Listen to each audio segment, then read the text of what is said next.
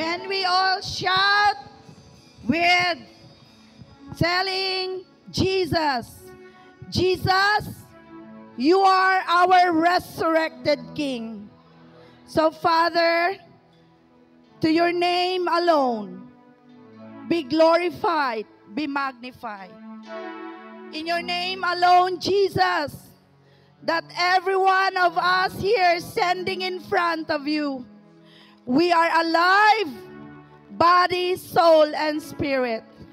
So today, Father, we thank you for what you are going to do in our midst this morning.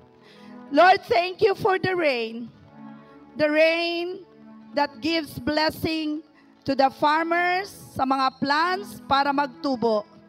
But thank you, Father, that the rain is not a hindrance for us to come together to worship you in spirit and in truth. So, Lord, bless each one of us today. Dili gyud, Lord, masayang ang among pag-anhi karon nga buntag. You have prepared something for us. And Lord, we want to receive that portion. And we will not go out in this place empty, but we will go out in this place once again, satisfied of your word, filled of your word. And we are so blessed because only of your word, oh God. So today, Father, I ask that you would bless me, Holy Spirit. Put the right words upon my mouth. It's not my own words, but it's your words. Let my words fall to the ground, but only your words will remain into the heart of your people. I pray, dear God, that your word is so powerful, that it will produce much fruit of righteousness, much fruit of holiness, and it will produce 100-fold in our lives. Lord, change our hearts this morning. And Lord, I cancel familiarity of your word. I pray, dear Father, that we will receive a fresh revelation of your word this morning. A fresh anointing to labor the labor of the Lord and for the Lord. So Lord, thank you that you would hasten the footsteps of those who are still coming. So that, Lord, on time, every one of us will not miss your word this morning. Lord, we also pray for those places nga nabahaan. Pray for your protection upon them. And I pray also, oh God, that you will be their great provider, their great protector. Thank you, Lord, for everything. And thank you in advance for what you will be doing, oh God, in this place this very morning. Lord, all glory, all honor belongs to you alone. In Jesus' name, amen and amen.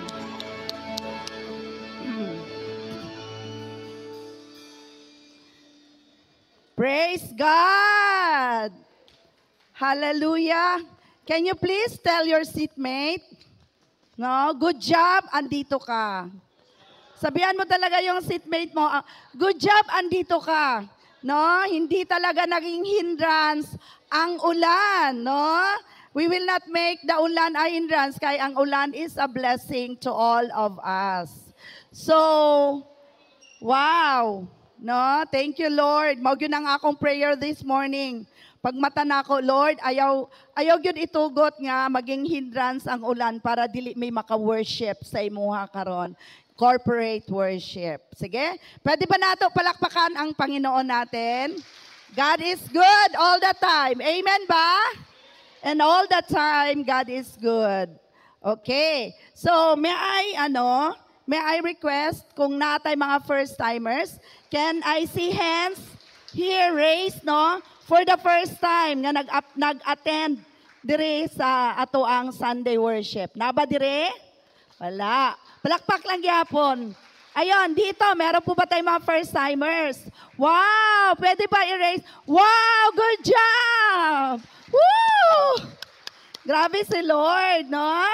Wala yun naghinder ang ulan sa inyo para makasimba mo din ni. Grabe yun si Lord mag-answer sa mga desires sa atong kasing-kasing. Dire, do we have first-timers? Okay, no? Dini, may mga first-timers ba tayo? No? Sige lang, good. Naog wala, palakpak lang yapon ta. Diba? Okay, we welcome, no? We have a special mga guests this morning. They are from Texas. No, Texas? They are from, Texas, USA. Yeah, Texas, USA. So we welcome our missionaries. How's your stay here in Pulumulok? Great. And we are so happy, no, to be with your presence this morning. I pray that God, no, will continue to speak into our hearts this very morning. So for sa mga first timers, magkagubel-gubel na ko ani karon. No? Lord, bless my mouth to speak English. Okay. Can you understand Cebuano, Bisaya? Oh no. Magno-nose bleeding talaga. The whole is, a little bit. Okay. A little bit, and I will also speak a little bit of English. Okay. So sa mga first-timers, I would introduce myself. I am Mommy Jane Lihe. No, Mommy to those who are Gen Z. Okay. Sa mga younger, you can call me Mommy Jane, or you can call me Pastora Sis Jane. Whatever comfortable nga you can call me. Okay? So, we are so glad that you are here this morning, and we are tasked here by God to preach the Word of God together with my husband, Pastor Pichi, and we are so blessed that in this church, naga-raise up good si Lord, naga-empower good siya og mga leaders, mga associate pastors and mga leaders who are really unto loving their purpose to love God and love people, to do the vision, to win souls and make disciples. So in this church, we are all kanang welcome everyone. So ang atong anthem, ang atong shout out. Okay, are you ready na? Okay, can we all shout 1, 2, 3, welcome everyone. So I welcome everyone. Please feel comfortable, Be comfortable, and I believe that God has something for all of us today. Amen. So we are already, ang bilis, We are already on the 4th week. 4th week na tayo ng October. No, grabe. Ang bilis talaga. Natulog ka lang kagabi, maya-maya umaga na. Tama ba? Kinsa ang na-bless o kinsa ang nalipay kay ka nakadawat or wala nakadawat o raffle. Last anniversary. Yes. But where are they now? No, puno kay tatong anniversary. No, where are they now? Sana they will be here this afternoon. Okay ba? So, it's a blessing. 7th year na ang Pulumulok. In God's number, 7th is a year of completion. And I believe, today, you can utter a silent prayer and tell God, God, this year is a year for my completion. Si Lord nang bahala kung unsay ang gusto nga i-complete sa imuha. Amen ba? I believe that we have our dreams. Meron tayong mga desires sa puso natin.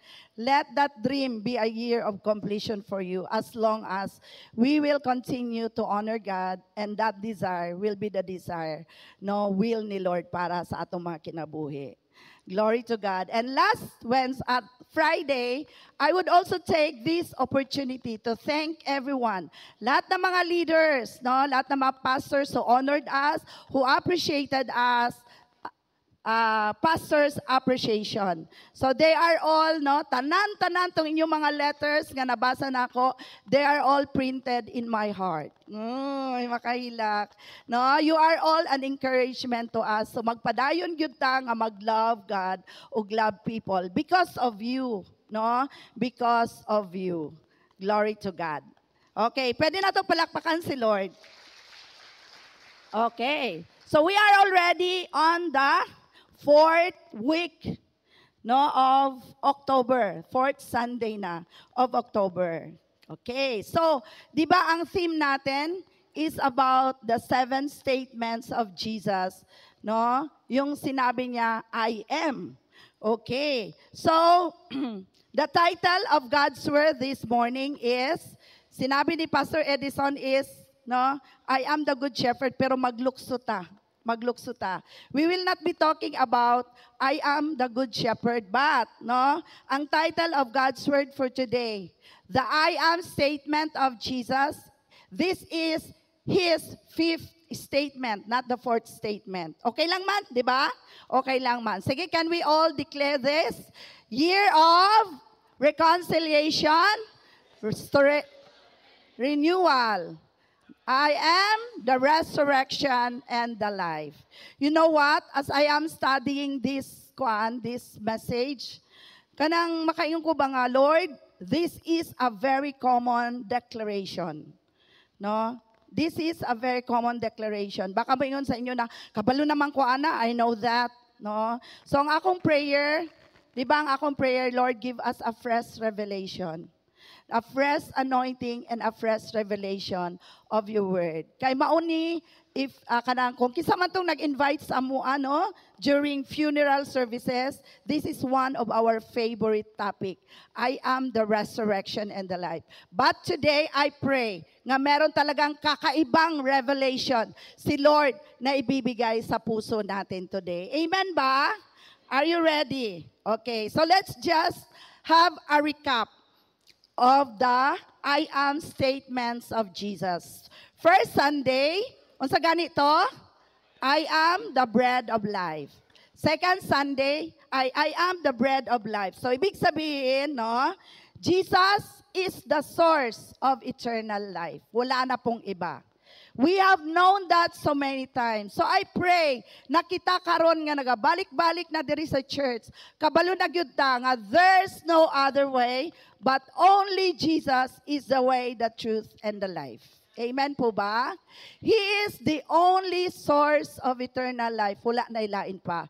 He is the, when we say that He is the bread of life, He is the sustainer of life, He is the satisfier of life, and He is sufficient for life. Amen po ba? Wala ka nang hahanapin pa. Kaya sabihan mo yung katabi, wala ka nang hahanapin pa. Oo. Jesus is more than enough. Amen ba? Mm-hmm. Sorry. Hello. Marinig niyo ba ako? Taas talaga siya. Okay.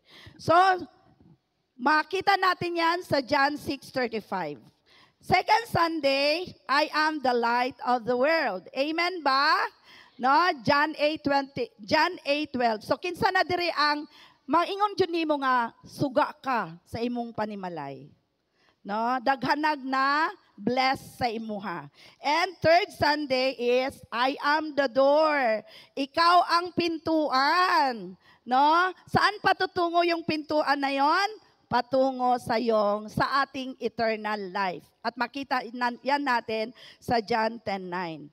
So, when we talk about I am, no? I am is a divine title. Divine title yan. Let us always remember that. So in Hebrews, it means, yeah, but I don't know how to pronounce this. Pero, no, sa Hebrews, wala sila vowel. No, puro consonant. Ina. Okay. So, pag mayon ka, di ba, mag-breathe ka muna and then say, Yahweh. Okay. Or sa English, Yahweh. Say Yahweh. Oo. O ang Jehovah the I is a German word. Jehovah is a German word. So, all of this, it means that I am God. No? Mingon si Jesus, I am. This means that I am God, the ever-present God of yesterday, today, and forever. Wala siyang pagbabago. Hindi siya nagbabago. He is the same forever and ever. Amen ba? That's why He is God. Tayo, no? Ilang beses tayo nagbago. But God is God. He does not change. Amen ba? So when we replace I am with God or Jesus, it becomes, nagiging ganito na siya. Jesus is the bread of life. Jesus is the light of the world. And Jesus is the door. Amen ba? So yan ang ibig sabihin niyang I am. And today, we will hear yet another preaching on the I am statement of Jesus. Oo. Sabi nga daw ni Torah, no, that Jesus, this is called, itong preaching na to, this is called the Jesus that we ought to know. Sabihan mo yung katabi mo, the Jesus that we ought to know.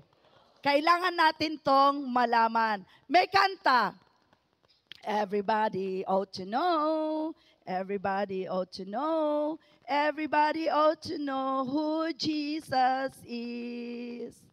You know that song? He is the lily of the valley. He is the bright and morning star. He is the fairest of 10,000. Everybody ought to know. Pwede na ako, kapasan ako sa PAW? Amen. Okay, sige. No, so, and by studying this, we will get to know Jesus on a very personal level. Because, di ba, personal relationship with Jesus. Kaya kailangan natin siyang magiging personal, to know Him personally. So, no, anuman ang yaman o katayuan natin sa buhay, mga kapatid, no, may isang bagay na pinagkakapareho tayo. Tayong lahat, all of us, ay mahina pagdating sa kamatayan. Tama po ba? When somebody is dead sa atong family, doon nakikita ang weakness natin. Doon nakikita ang frailty of humanity. And of course, di ba, may pagluluksa sa mga taong nawawala sa buhay natin dahil mahal natin sila. Tama po ba? Lahat po ba tayo? No? We've all stood at the edge of a grave. Lahat tayo nakatayo at the edge of the grave.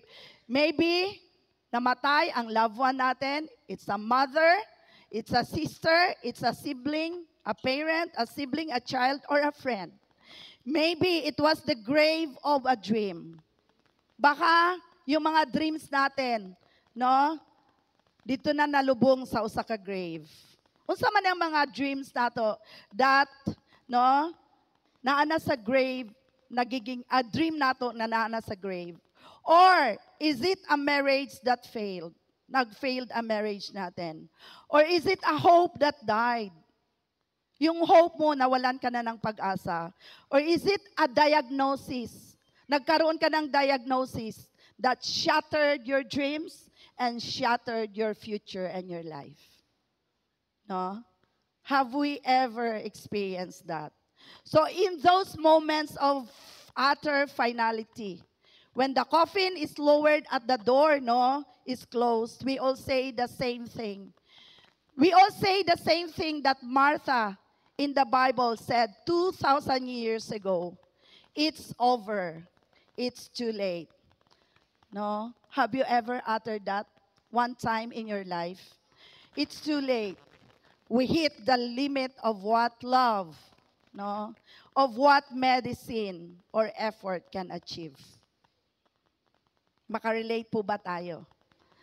So in our text today, sa lahat ng mga grief, sa lahat ng mga sadness, sa lahat ng mga loneliness, Jesus walks right into that very sin. Okay? A home overwhelmed by the finality of death. This morning, we are going to explore what it means for Jesus to be the resurrection and the life for us.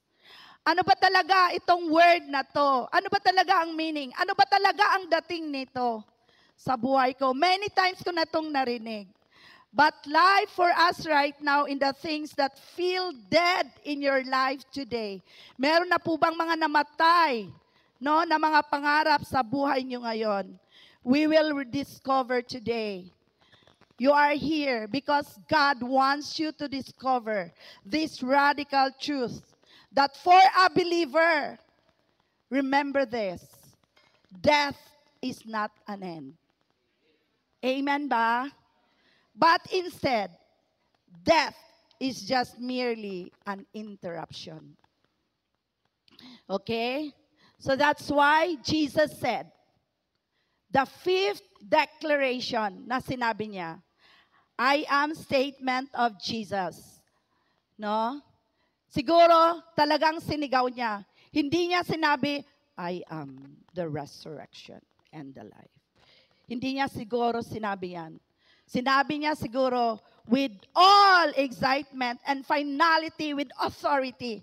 Sinabi ni Jesus, I am the resurrection and the life. Amen po ba? Palakpakan natin si Jesus. So ang key text natin this morning is found in John 11:25 and 26. Can we all stand and give honor to the Word of God? Come on, let's all read.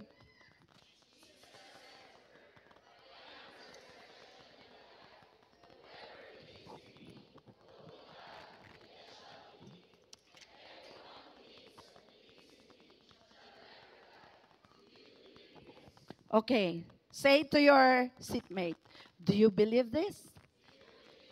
Niniwala ka ba? Can we all give clap to the Word of God and let's all sit down. Okay, so ano ang context ng passage na to? Yung nabasa natin na John 11:25 and 26. Let's look at the setting of this verse passage. Ang setting po nito is in Bethany. No? We know na it is the home of Lazarus, Mary and Martha. Si Jesus, meron din siyang mga beshi. Ang mga beshi ni Jesus, sige daw, sabihan mo daw yung katabi mo, kung beshi mo yan, sabihin mo, hi beshi. Kung lalaki yan, hindi beshi, hi bro. Sabihan mo, hi bro. Okay. No? Ito po yung ang setting. No? Si Jesus ay pumunta sa bahay ni Lazarus, Mary, and Martha na mga close friend ni Jesus during that time. But, ang close friend niya na si Lazarus was dead already and were buried for 4 days na. No? So para kay Martha and Mary, this is a final na to, finality, undeniable tragedy. So ang sister ni Lazarus, who is Martha, gi-confront na si Jesus, no, with that raw heartbroken lament. Jesus, bakit ngayon ka lang dumating? No? Ito yung sinabi niya, Lord, if you have been here, sana kung nandito ka lang, my brother would not have died. Okay? Sino na nakasabi nun? No? Sana. Sana kung nandun lang ako. Or sana kung dumating lang ako ng maaga, hindi sana mangyayari yan. No? Sana. Ayaw ingna, sana all. No? Sana lang, walay all. So muna ang giingon ni Martha kay Jesus sa John 11:21. So, ang tubag ni Jesus sa John 11:23. He answered Martha and offers a great comfort. Niya anak gyud si Jesus, your brother will rise again. Grabe, no? Kung ikaw si Martha, will you believe? Maniniwala ka? Because during that time, ang pagkakakilala lang nila kay Jesus is not the Savior, but just a teacher lang. Pero itong teacher na to, nagbigay ng great comforting word na sinabi niya kay Martha, your brother will rise again. Amen po ba? Isn't that a good news? No? Siguro kung ako, di ba? Kung namatay ang mother ko, namatay ang father ko, namatay yung sister ko, si Bishop Lynn, no? Kung makahear ka na somebody will say, he will rise again. No? Ano ang mararamdaman mo? Matakot ka o sasaya ka? Of course, sasaya tayo. No? Ito ang sinabi ni Jesus kay Martha, that your brother will rise again. But take note, ito ang naging reply ni Martha. Ang reply ni Martha is the common reply ng mga Jewish practices or Jewish hope. No? Martha's reply reveals, okay, and it also reveals what's inside the heart of Martha. Kasi ang sinabi ni Martha, I know that he will rise again, but in the resurrection on the last day. Yan ang sinabi ni Martha kay Jesus na makita natin sa John 11:24.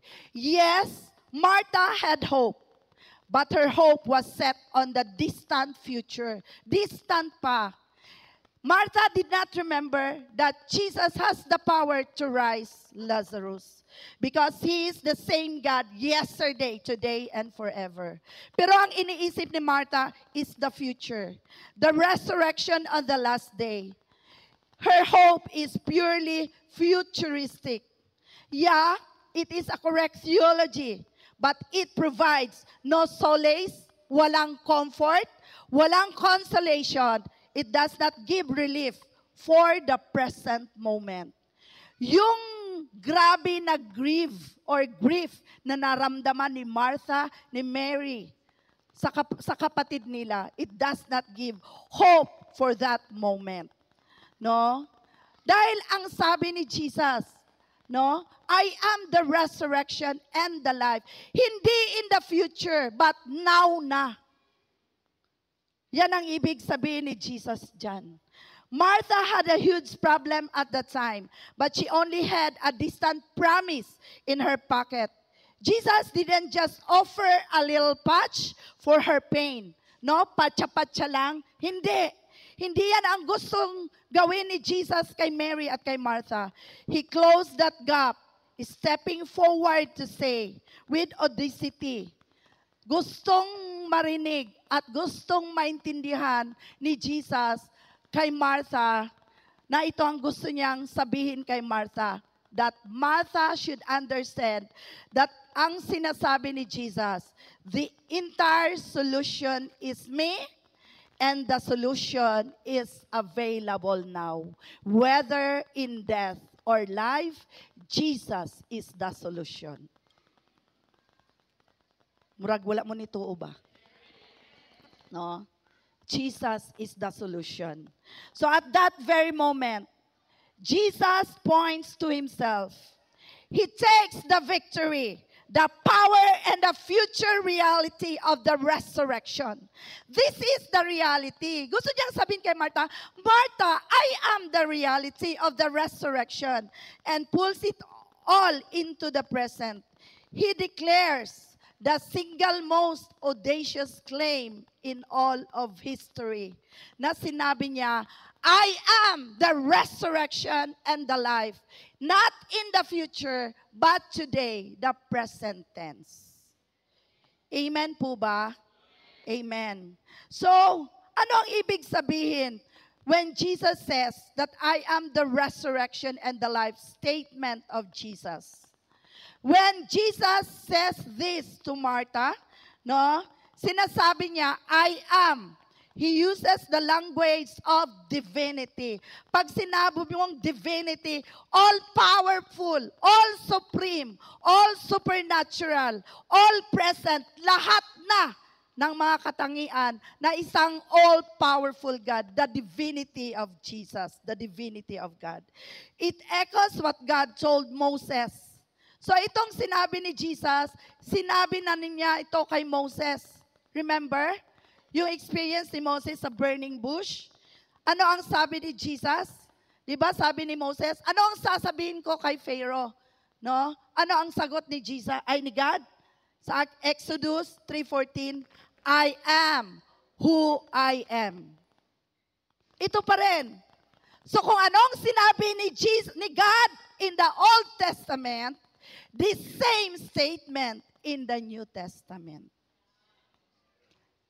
There we will see the consistency of the Bible and the consistency of the statement of our God. Amen po ba? Hindi nagbabago. No? Now that stating when God says, and Jesus says, I am who I am, stating that these qualities are not merely things He gives or will do. He is who He is. Siya yun. Siya yun. Si God yun. Hindi nagbabago ang kanyang statement. Amen ba? So, anong ibig sabihin nito? Even if nagbabago ang mga circumstances natin, paiba-iba ang mga problema, ang mga trials sa buhay natin, but let us not look at our circumstances. But the truth is, God is God no matter what. Amen ba? So ano man yung mga circumstances mo, hindi yan nagmamatter because God is God. The truth of God's word. When He says, He is our hope, He is our hope. When He says, He is the resurrection and the life, He is the giver of life. Amen po ba? Amen. So letter A, Jesus is the resurrection. Anong ibig sabihin nito? Jesus has the power over death. Amen po ba?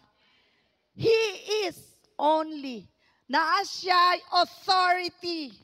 Siya lang ang may authority to say, I have the power over death. Amen po ba? No? So to be the resurrection means Jesus is the active source and embodiment of the ultimate victory over death. Di ba yan ang sinabi niya sa 2 Corinthians? O death, where is your sting? Di ba? Praise be to God. Kanino? Because of Jesus Christ. Ano pa ang hindi na-conquer ni Jesus? Even death, He conquered. He did not remain in the grave. He resurrected.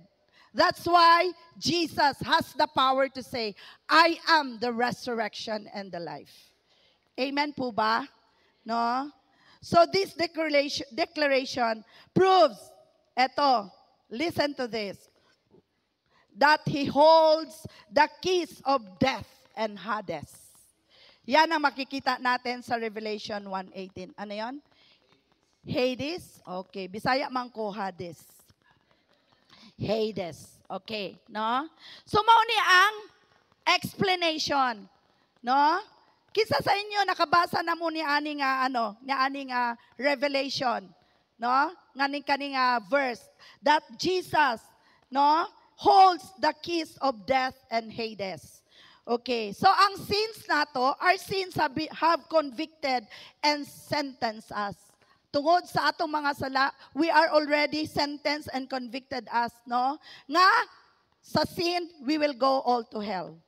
But Jesus holds the keys of death and Hades. To those nga nidawat kay Jesus as their personal Lord and Savior. Amen ba? Si Jesus alone. Ano itong ibig sabihin? He holds the keys of life and Hades. Ibig sabihin, si Jesus lang, no, ang maka-free sa tua from the bondages of sin. Only Jesus alone. Kaya itong ibig niyang sabihin, there's no other way, no? Dahil Kung wala si Jesus sa buhay natin, if we did not accepted Jesus as our personal Lord and Savior, our destiny is hell. But because of Jesus, that we believe in Him and accepted Him, no, we are being freed from the bondage of Satan. Jesus alone has the power and authority to set us free. Asa ta mag-free, dili political freedom, but ang pinaka-importante sa tanan is this freedom from sin. Because kung wala si Jesus, we are controlled by sin. And kinsa ang author of sin, si Satan. But because of Jesus Christ, what He has done on the cross, He holds the keys of life and death, Hades. No, we are no longer bondage to sin. But because of Jesus, we are all freed. And our destination, we have a new destination. Na dati, ang destination natin is hell. But because of our Jesus, our destination is heaven. Amen ba? Palakpakan natin si Lord. So, dili ta mahadlok. Kung kita nanay relationship kay Jesus, dili ta mahadlok over death and Hades. Tama po ba? Because God, Jesus Himself, is the holder of both. To those who have Jesus, heaven ang destination natin. Uno? So, okay, when we place our lives in Christ's hands, unsang nahitabo sa ato Jesus restores us now and resurrects us later to an eternal, peaceful relationship with Him. So when we say that Jesus holds the keys of death and Hades, His own triumph over the tomb, fulfilling Romans 1:4 that says, and He was shown to be the Son of God. He was the Son of God. Sabihan mo yung katabi mo, He was indeed the Son of God. When He was raised from the dead by the power of the Holy Spirit, He is Jesus Christ, our Lord. Make this claim absolute.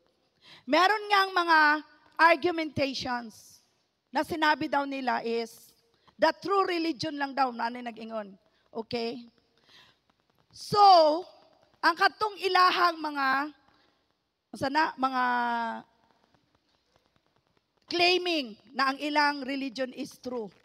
Pero ang ilang mga kanang mga founders sa ilang mga religion, di ba namatay? Pero nabanhaw ba sila pag-usap? Wala.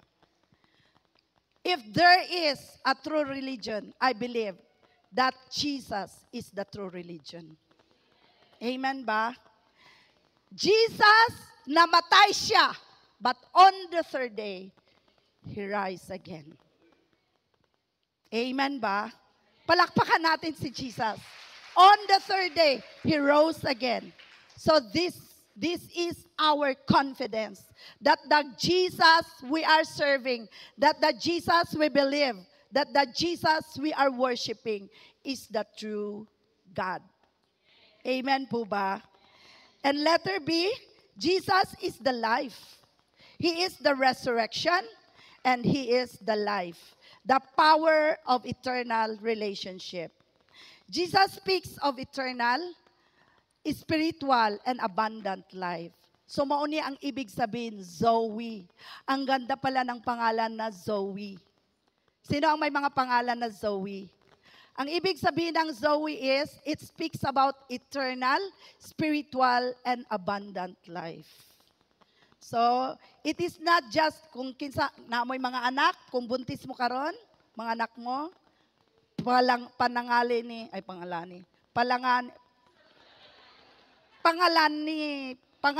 ninyo o basta, name them Zoe. Name it Zoe. Ang ganda ng meaning. No? It speaks of eternal, spiritual, and abundant life. Zoe. No? And the opposite, it's not merely biological existence bios. Yung nabubuhay lang, basta nag-exist lang. No? This is the very essence of God's being. At ito ang confirmation sa John 1:4. It confirms that in Him was life. Sige, basahin natin. In Him was life, and the life was the light of men. Jesus, when He says this, that Jesus, ibig sabihin, that Jesus is the reservoir. Mayong gari kag reservoir, kung saan ibig sabihin? Imbakan. Sa gani ang another word sa reserva? Storage. No? Storage. Okay, of true life. Imbakan. Si Jesus lang. Wala nang iba. Amen ba? So to receive the life is to enter an unbroken, eternal relationship with God. Sabi sa 1 John 5:11 and 12, pakibasa, God gave us eternal life, and this life is in His Son. Whoever has the Son has life. Whoever does not have the Son of God does not have life. Very clear po. Hindi po CCFI ang nagsabi niyan. It is the Word of God. Whoever has the Son has life. So ibig sabihin, kung wala si Jesus sa buhay natin, we are living, but we are like living, walking dead. Kasi walang life eh. Amen po ba? So Jesus is the Zoe, the giver and sustainer of our life. So when Jesus says life, He is not talking about human or temporary life. Our bios, kasi bios is temporary lang. What Jesus is talking about, the life here, is the divine, eternal, unbreakable life of God, which is the Zoe. Did we understand it? Did we receive it? So if we have that revelation na kung si Jesus is the giver and sustainer, the Zoe of our lives, therefore, we will not take for granted the Jesus that we have. Kasi without Him, there is no life in us. We might be living, but life is nothing without Jesus. Diba? Katong naapata sa world, we may have everything. May we have the money, natay kwarta, daghan ka itag mga possessions, but there is that emptiness inside of you. Nga dili kwarta, not money, not possession, not even fame can satisfy you. It is only the Jesus that is already inside of you who is giving us that life. Amen po ba? That life, yang buhay na yan. Okay? No, just recently, maka-cry. Ang anak ni Kim at Jenza, kung imong tanawon, happy, influencer, he gives life daw to the many. Pero bakit nag-suicide sa'yo? Siya. Why did she commit suicide? No? She may have, grabe ang milyones niya sa iyang kwan because she is a great influencer. But money does not satisfy us. Diba? Nga nung nag-suicide siya, because wala siya nakita nga hope in her life. Dami kasing nagbubuli sa kanya. No? Sana kung meron man lang nakashare sa kanya about Jesus, I believe hindi siya mag-commit ng suicide. Amen po ba? No?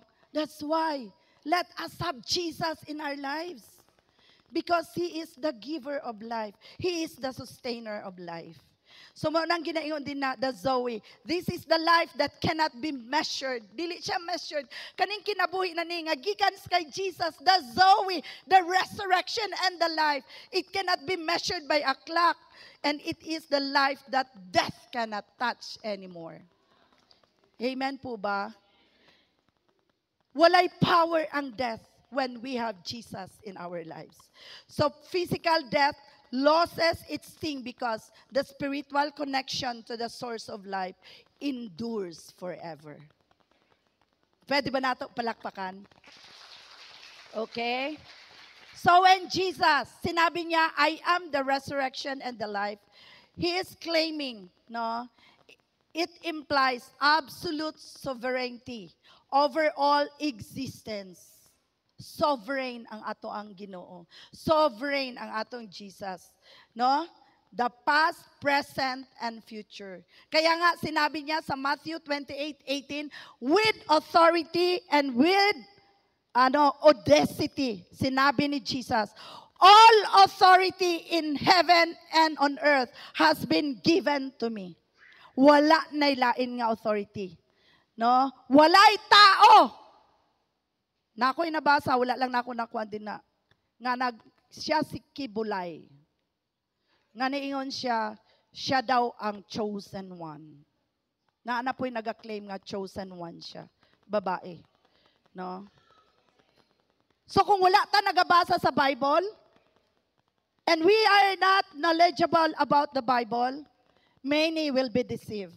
But praise God, sabihan mo yung katabi mo, hindi ka ma-deceive. Hindi ka na ma-deceive. Because we know the truth. Amen ba? Hindi tayo naniniwala. So when somebody come to you and say, I am the chosen one, ako ang pinadala ni God, kung sa'yo mo imoon, get thee behind me, Satan. You will not prevail. Dapat kabaluta kung unsa ang atong pinaninindigan. So when Jesus says that all authority in heaven and on earth has been given to me, ano ibig sabihin nito? He is asserting the power of God to overcome finality resides fully and completely in the person na si Jesus. Jesus made an enormous claim. I am the resurrection and the life. He who believes in me, though he may die, he shall live. Only God, okay, amen. Only God could say such things, no? In truth and with absolute authority. Wala na lain pa nga tao nga mosulti niya ana. So when you hear somebody nga moingon, ako ang authority, discard it. Don't believe it. Biyae. Kung dili mo tuo, sagpaa sa Bible. Joke lang. Okay. And then, what is that significance, no, of that statement? Significance and practical application. The truth that Jesus is the resurrection and the life has profound immediate applications for us today. Number one, resurrection power for dead hopes and dream. Merong resurrection power. Meron na bang namatay na mga pangarap sa buhay natin? Today is the day. There is hope. Amen ba? Ano man yung mga pangarap mo, may pag-asa pa. Amen ba? Because Jesus is the resurrection. His power is available now na. Not in the future, now na. Okay? To bring life to areas of our lives that feel spiritually dead, defeated, or hopeless. May mga hopeless ba dito? Sana walang hopeless dito because we have Jesus as our hope. No? We can be defeated but hindi hopeless. Amen ba? We can be crushed. Di ba? But we are not hopeless. We are not without hope. Amen ba? Babangon tayo. Amen ba? So there is a problem. Ano ang problem natin? We often have Lazarus moments. Ano ba itong mga Lazarus moments natin? Itong mga dead na mga nangyayari sa buhay natin, mga Lazarus moments. A struggling dead marriage, a crippling addiction, a failed career. Nag-fail ang career mo. A deep-seated anxiety or a chronic sin we can shake. These areas may feel dead sa atong mga kinabuhi and 4 days old na. May makarelate. Pero murag perfect ang tanan tao diri. Murag walay mga Lazarus moment. Murag ako lang ang may mga Lazarus moment. Just recently. So the application of this, kung may problem, there is a solution. Amen ba? And we always say, na it's not enough to listen to the Word of God. Kailangan may application. So sabihan mo yung katabi mo, may application. Today, the application of God's Word is we must pray for the resurrection power itself to abide in our lives. Amen ba? Sabi sa Ephesians 1:19-20, reminds us, sige, basahin natin. Reminds us of the immeasurable greatness of His power towards us who believe according to the working of His great might that He worked in Christ when He raised Him from the dead. Indeed, Jesus, our Savior, we have that hope. We can put our confidence in Him forever as long as we are living. Amen ba? Because, bakit? Jesus did not remain in the grave. He resurrected on the third day. Okay? So whatever problem na imong gina-encounter karon igsuon, there is that resurrecting power of Jesus Christ in your life today. Can you declare that? No? Sabihin mo, I have hope because my Jesus resurrected. Resurrected. Okay? Munang kita nga mga anak sa Ginoo, dili ta naga-remain nga nagamugot forever. Diba? We are all with hope. That's why, bisag may problema, nagakatawa. Nagasmile. Nagasiga ang mata. Kaya we are the light of this world. Amen ba? Palakpakan natin si Lord. Okay? Ang problem, temporary lang yan. Pagdadaanan mo lang yan. Kaya nga, pinagdadaanan mo lang yan kasi hindi ka permanent dyan. Amen po ba? So ano man ang gina-go through mga yon, kapatid, there is hope in Jesus. Sinabi niya to, no? We are all called to live, not in defeat. Okay? So, this power is toward us now. We apply it by bringing our dead things to Him. Lord, ito yung namatay na dream ko. Lord, because Jesus, you have resurrected. Oh, Jesus, please revive and resurrected this dream again in my heart. You can say that. Alam ko marami ng mga na-appeal na sa grave na mga dreams natin. But today, there is that resurrection power in us. Amen po ba? No? We apply it by bringing our dead things to Him and asking Him to speak life into them. We are called to live not in defeat, but by the power that raised Jesus Christ from the dead. Okay. By the way, kanilang, this is just a reminder, gibutang yun na ako. No? Di ba our God is divine, powerful? So akong hangyo lang sa ato, when we text, no, or mag-message ta about the Word of God, Jesus for Himself, can we please capitalize nato ang God? Capital nato ang Jesus?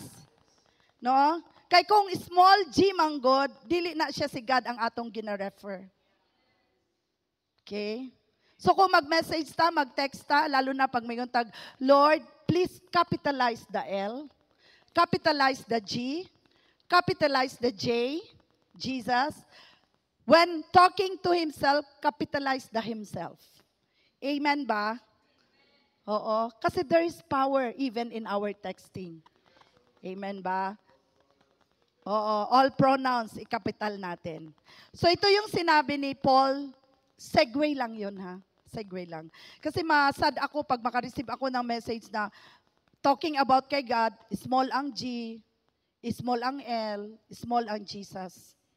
Hindi small ang Jesus natin. Amen ba? Even sa pag-text natin, that is giving honor and reverence to the name of God. Palakpakan natin si Lord. Amen ba? Okay. So sabi ni Paul David Tripp, he encouraged us to live today. Sige, basahon nato. Live today in the power of the resurrection. Power to say no to what leads to death. And the power to say yes to what gives life. Warning! Coming na po ang Halloween. Halloween is coming, November 1 and 2. Or 31, right? Okay. Don't you know, pero baka kabalo na mo, or nakalimot lang to. Kalamot lang ta. That Halloween is the biggest holiday of Satan. Okay.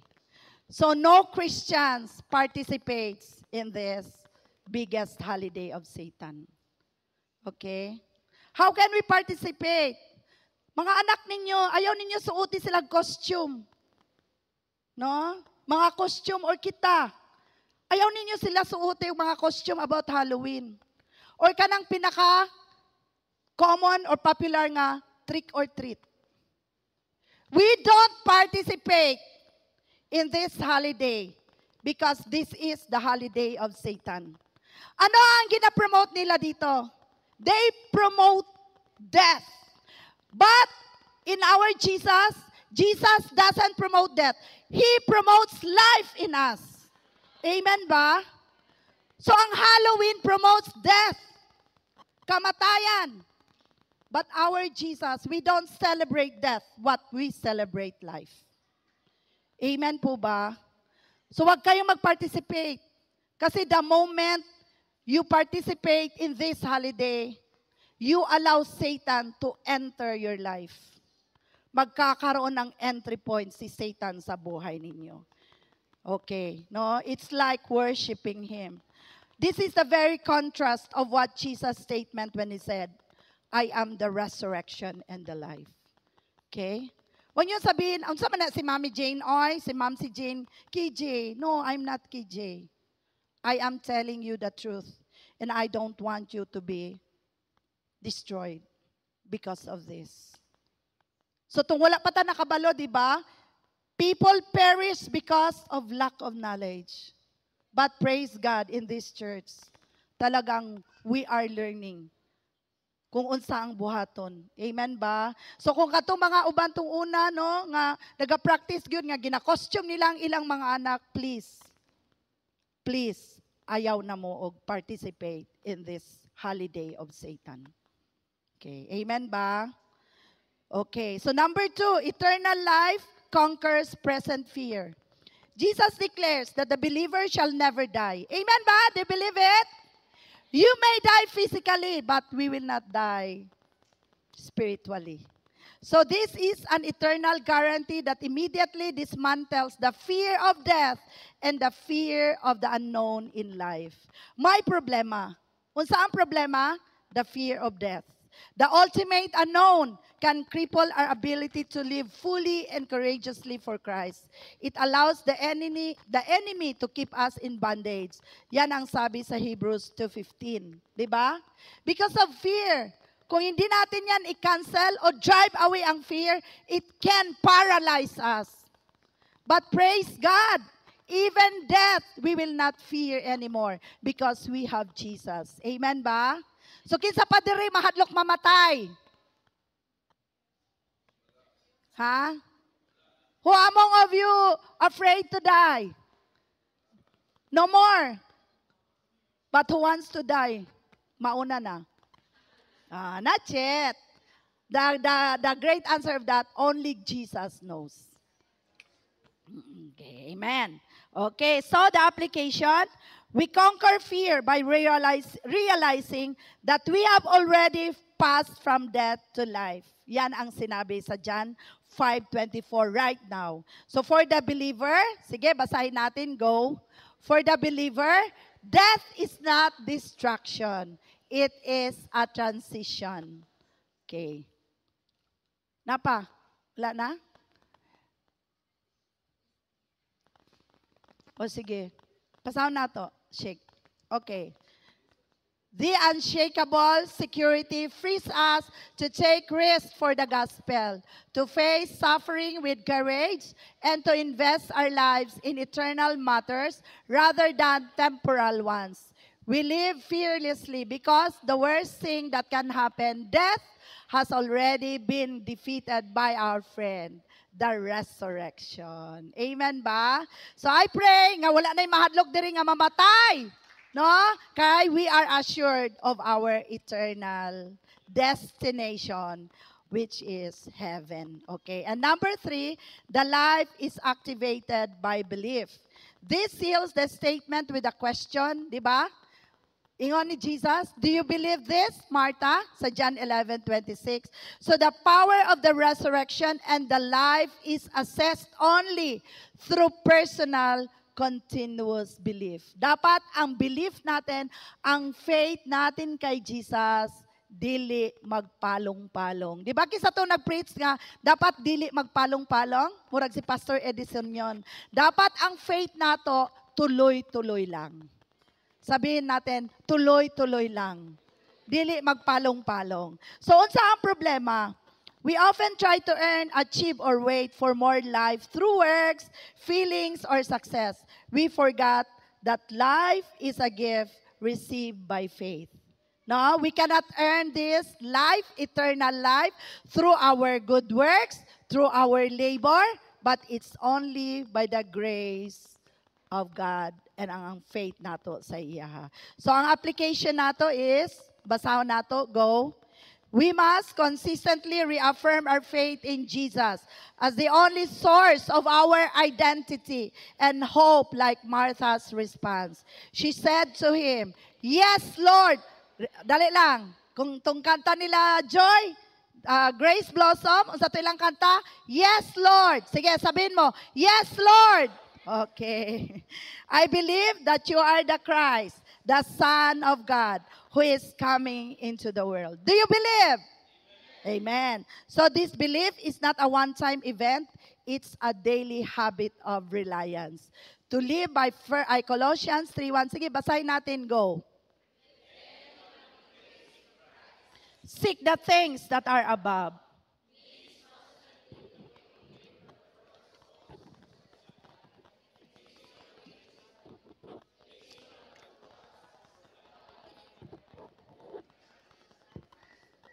Okay. So it does not mean na hindi na tayo magtrabaho, but ang atong priority is to give God the first priority.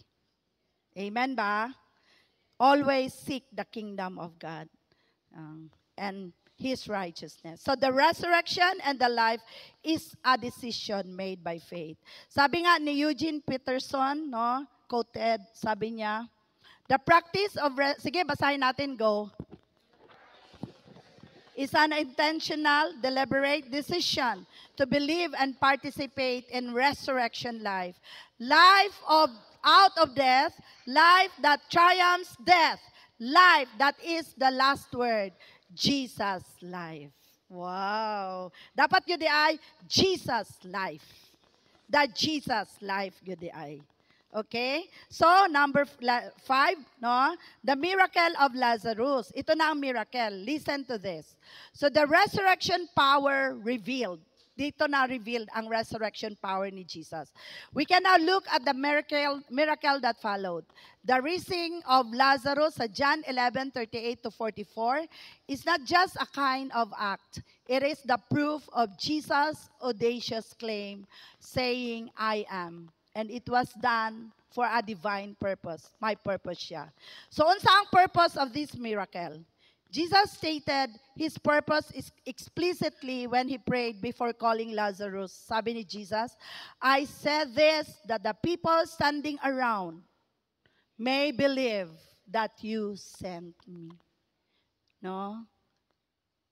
Gialaw ni Jesus na mamatay si Lazarus para makita ang power that Jesus is not an ordinary teacher, that Jesus is the Messiah, the Savior, and the author of life. Amen po ba? So the focus is Jesus. During this time, Si Jesus ang focus, not the miracle. Diba? Kasi usahay, diba kung may milagro na, nakalimutan na. The author of miracle. Pero in this, sa situation ni Lazarus, diri gipakita ni Jesus. Ang focus is si Jesus. The author and finisher of our faith. The author of life, not the miracle.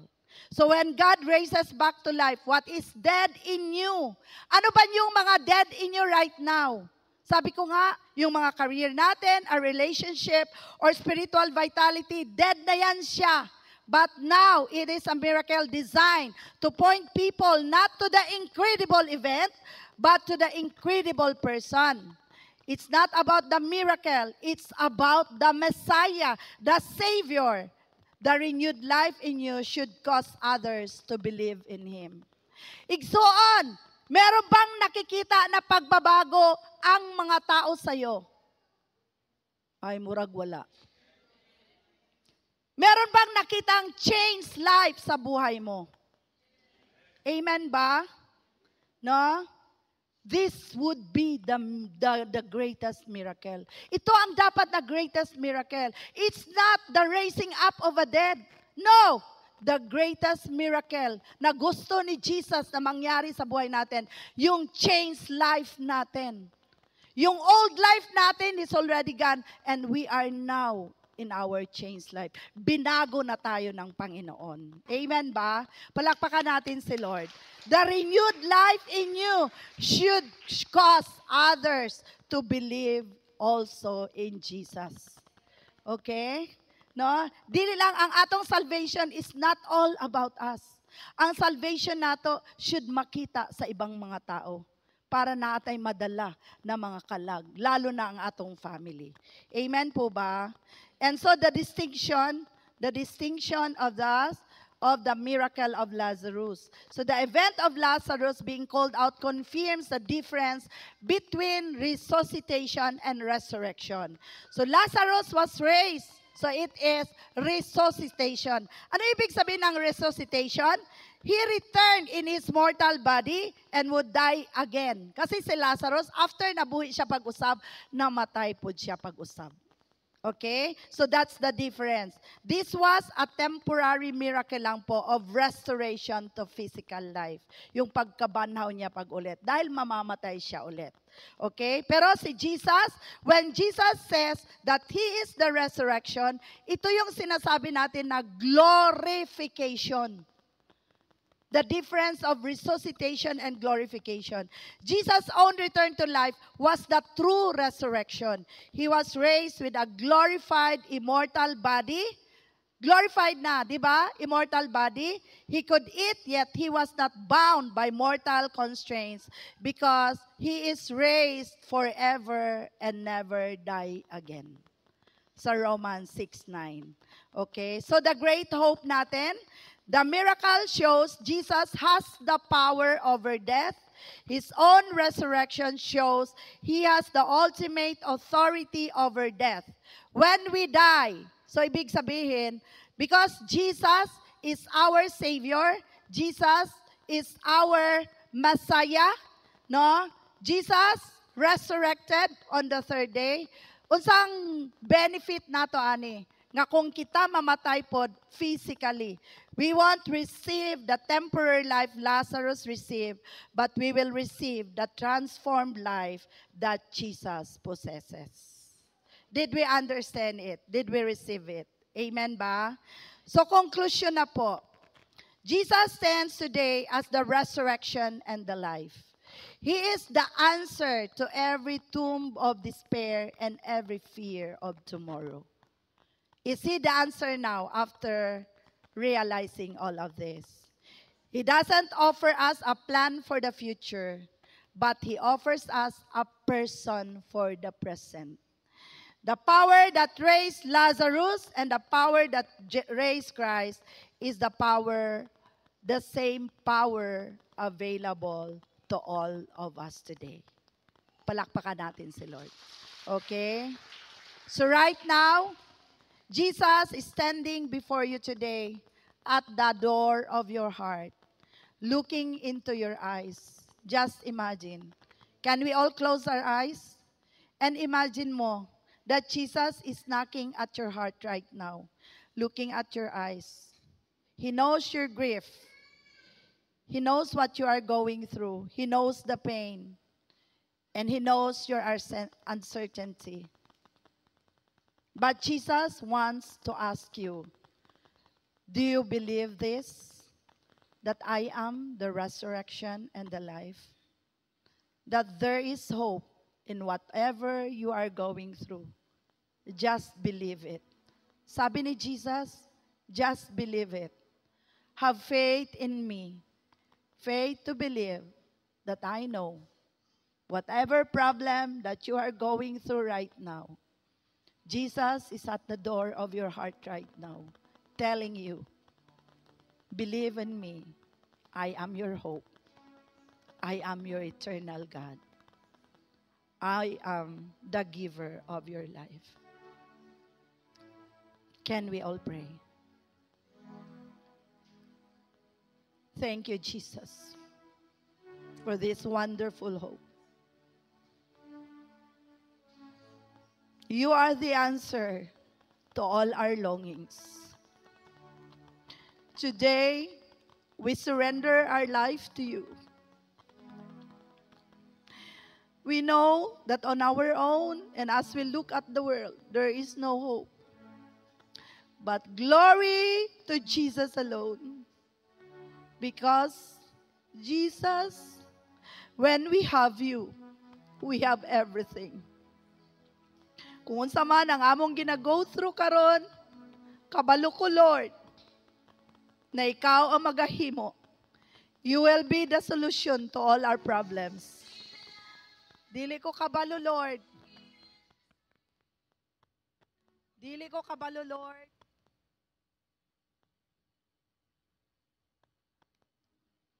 Wala ko kabalo, Lord. Kung hangtod asa ning problema nga akong i-go through. But I know that one day, kaning tanan na mga problema, oh God, will have solution. Because I put my faith in you. I put my hope in you. And to those who believe, to those who put their trust in God, God is saying to you right now, with faith, tanan na mga imposible will be possible with me. Just believe in me. Just look up to the source of life. You are the God that gives us the source of everything. Thank you, Jesus, that you are the sustainer of life. You are the reservation of everything. And today, Lord, I give my life to you, knowing that in you, I have hope. Thank you, Lord, for the comfort of your word today. And today and every day, I declare that I receive the power of the resurrection of Jesus Christ in my life. Thank you, Jesus, when you say that I am the resurrection and the life, that in you, you are my hope, you are my strength, and you are my salvation. In Jesus' name, amen and amen. Palakpakan natin si Lord. Okay? So we are people of God without hope. We are hopeful. Amen ba? Okay, so can I see the hands of those who are here for the first time? Pwede magtindog. Pwede magtindog ang mga first-timers. Tindog lang po. Yan! Woo! Hala! Boys power. Wow! Sige lang, tindog lang. Good job, good job. Sige. Mga anak. Okay? Nasabtan ninyo ang word karon. Okay. Gusto ninyo nga mabuhi mo forever with Jesus. No? In heaven. Una naasa tay buhaton. Natay ABC lang. Una-una, atong i-acknowledge that we are all sinners. Dili nato kayang iligtas ang atong kaugalingon. Kailangan nato og Savior. Kailangan nato og a resurrection and a life Jesus. Amen ba? And i-declare nato nga believe ta that Jesus is the only way. Gusto mo maadto sa langit? Okay. Amen. No? So, pinaagi lang yun kay Jesus. And letter C, i-confess nato, isulti nato. Sige, okay lang ba? Follow this prayer after me. And leaders, pray also this prayer. If you want to recommit your life to Jesus, ano ba yung mga first timer? First timer ba mong duha? Dili? First timer mo? Okay, stand. Can you please stand? Nama di ay, oh, hala, amazing si Lord karon ba? Boys power! Okay, sige. Tawa lagi, dili lagi mo makaligtas sa akong mata ba? Oh, sige. Sige, with eyes closed, can we all pray this prayer? And to those nga nagabalik-balik na, pwede po ta mag-recommit. I-recommit nato atong life to the source of life, who is Jesus. Come on, let's pray. Lord Jesus Christ, thank you so much for today. Thank you for your word that I receive in my heart. And I believe in you, Jesus, that you have the power to raise me up every dead portion in my life. I acknowledge that I am a sinner. I want to repent from all my sins today. Lord Jesus, please forgive me. I want to forgive myself. And I want to forgive others also. And I believe that Jesus Christ is the only way para makaabot ko sa langit.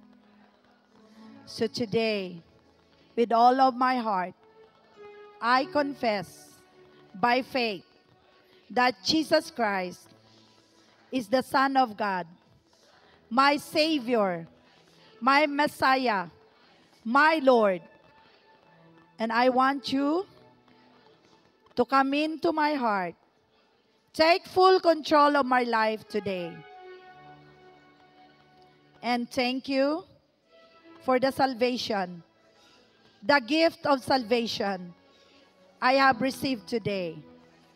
Thank you, Jesus Christ, that you have the power to raise me up from the dead and give me this eternal life in heaven with you one day as you call me home.